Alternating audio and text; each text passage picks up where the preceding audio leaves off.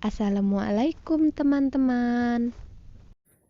Kami selaku mahasiswa Prodi Akuntansi Fakultas Ekonomi dan Bisnis Universitas Tanjung Pura membuat video ini untuk memenuhi tugas mata kuliah Perpajakan 2 yang diampu oleh Ibu Helisa Noviarti SE MMAK. Materi yang akan kami bahas yaitu tentang rekonsiliasi fiskal. Latar belakang, penyusunan laporan keuangan suatu perusahaan tentu harus disesuaikan dengan peraturan fiskal yang berlaku, apalagi ketika laporan keuangan tersebut dijadikan dasar untuk membuat SPT PPh yang akan dilaporkan ke kantor pajak. Rekonsiliasi fiskal dilakukan oleh wajib pajak karena terdapat perbedaan perhitungan, khususnya pada laba menurut akuntansi dengan laba menurut perpajakan. Laporan keuangan komersial atau bisnis ditujukan untuk menilai kinerja ekonomi dan keadaan finansial dari sektor swasta, sedangkan laporan keuangan fiskal lebih ditujukan untuk menghitung pajak. Untuk kepentingan komersial atau bisnis, laporan keuangan disusun berdasarkan SAK. Sedangkan untuk kepentingan fiskal, laporan keuangan disusun berdasarkan peraturan perpajakan. Perbedaan kedua dasar penyusunan laporan keuangan tersebut mengakibatkan perbedaan perhitungan laba suatu entitas. Kemudian ada definisi dari rekonsiliasi fiskal.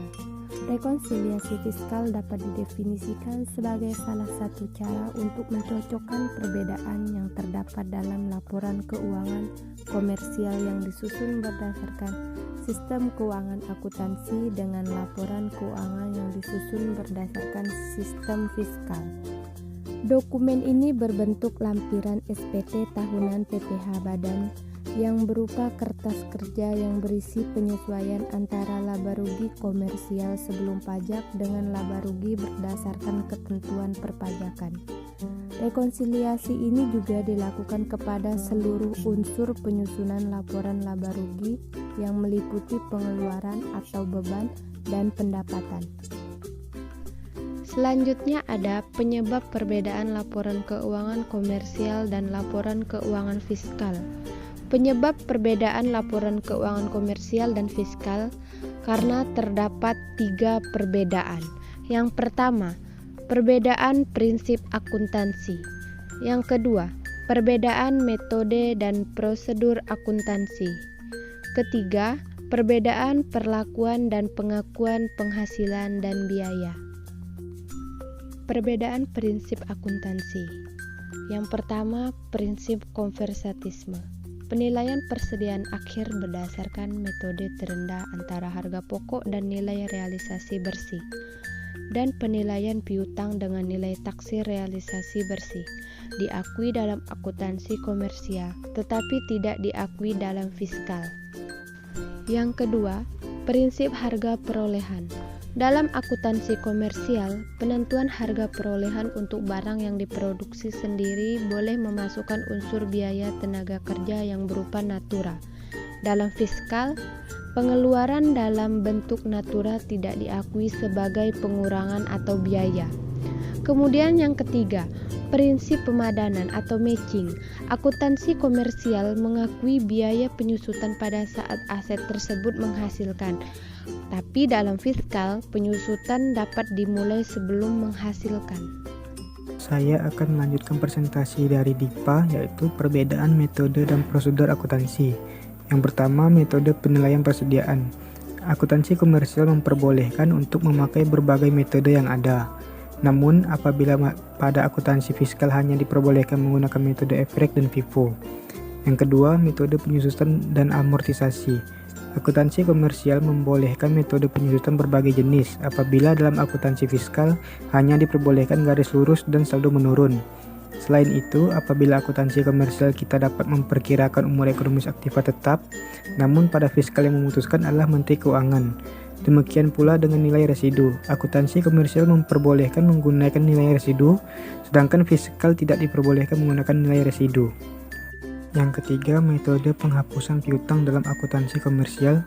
Penghapusan piutang ditentukan berdasarkan metode cadangan. Sedangkan dalam fiskal, penghapusan piutang dilakukan pada saat piutang nyata-nyata tidak dapat ditagih dengan syarat-syarat tertentu yang diatur dalam peraturan perpajakan.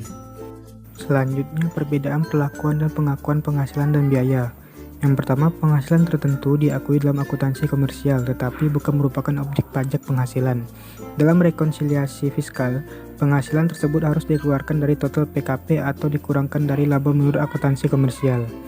Yang kedua, penghasilan tertentu diakui dalam akuntansi komersial tetapi pengenaan pajaknya bersifat final. Dalam rekonsiliasi fiskal, penghasilan tersebut harus dikeluarkan dari total PKP atau dikurangkan dari laba menurut akuntansi komersial. Yang ketiga, penyebab perbedaan lain yang berasal dari penghasilan adalah yang pertama, kerugian suatu usaha di luar negeri, dan yang kedua, kerugian usaha dalam negeri tahun-tahun sebelumnya, imbalan dengan jumlah yang melebihi kewajaran. Dan yang keempat, pengeluaran tertentu diakui dalam akuntansi komersial sebagai biaya atau pengurang penghasilan bruto. Tetapi dalam fiskal, pengeluaran tersebut tidak boleh dikurangkan dari penghasilan bruto. Selanjutnya, koreksi rekonsiliasi fiskal positif dan negatif. Apa itu koreksi fiskal positif dan koreksi fiskal negatif?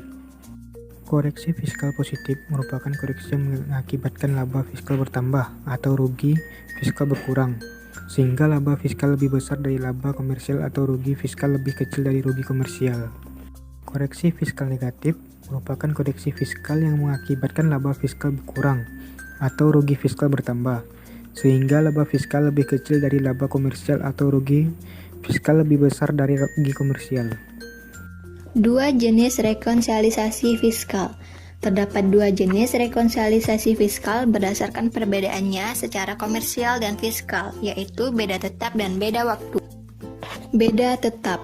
Rekonsiliasi beda tetap disebabkan oleh adanya transaksi yang diakui oleh wajib pajak sebagai penghasilan atau biaya yang sesuai dengan standar akuntansi keuangan. Rekonsiliasi beda tetap merupakan perbedaan antara laba kena pajak dan laba akuntansi sebelum pajak yang timbul akibat transaksi yang menurut Undang-Undang Perpajakan tidak akan terhapus dengan sendirinya pada periode lain. Beda waktu. Rekonsiliasi fiskal beda waktu terjadi karena adanya perbedaan waktu dari sistem akuntansi dengan sistem perpajakan.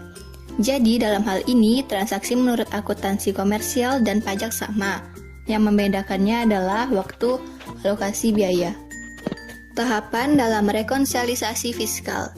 Yang pertama, mengenal lebih dulu penyesuaian fiskal yang diperlukan. Yang kedua, menganalisa elemen penyesuaian untuk menentukan pengaruhnya terhadap laba usaha kena pajak. Yang ketiga, mengoreksi fiskal dengan memantau angka korelasi fiskal negatif dan positif. Yang keempat, menyusun laporan keuangan secara fiskal sebagai lampiran SPT tahunan pajak penghasilan. Teknik rekonsiliasi fiskal. Teknik rekonsiliasi fiskal dilakukan dengan cara sebagai berikut. Jika suatu penghasilan diakui menurut akuntansi, tetapi tidak diakui menurut fiskal, rekonsiliasi dilakukan dengan mengurangkan sejumlah penghasilan tersebut dari penghasilan menurut akuntansi, yang berarti mengurangi laba menurut akuntansi. Jika suatu penghasilan tidak diakui menurut akuntansi tetapi diakui menurut fiskal, rekonsiliasi dilakukan dengan menambahkan sejumlah penghasilan tersebut pada penghasilan menurut akuntansi, yang berarti menambah laba menurut akuntansi. Jika suatu biaya atau pengeluaran tidak diakui menurut akuntansi tetapi tidak diakui sebagai pengurangan penghasilan bruto menurut fiskal, rekonsiliasi dilakukan dengan mengurangkan sejumlah biaya atau pengurangan tersebut dari biaya menurut akuntansi, yang berarti menambah laba menurut akuntansi. Jika suatu biaya atau pengurangan tidak diakui menurut akuntansi, tetapi diakui sebagai pengurangan penghasilan bruto menurut fiskal, rekonsiliasi dilakukan dengan menambahkan sejumlah biaya atau pengurangan tersebut pada biaya menurut akuntansi, yang berarti mengurangi laba menurut akuntansi.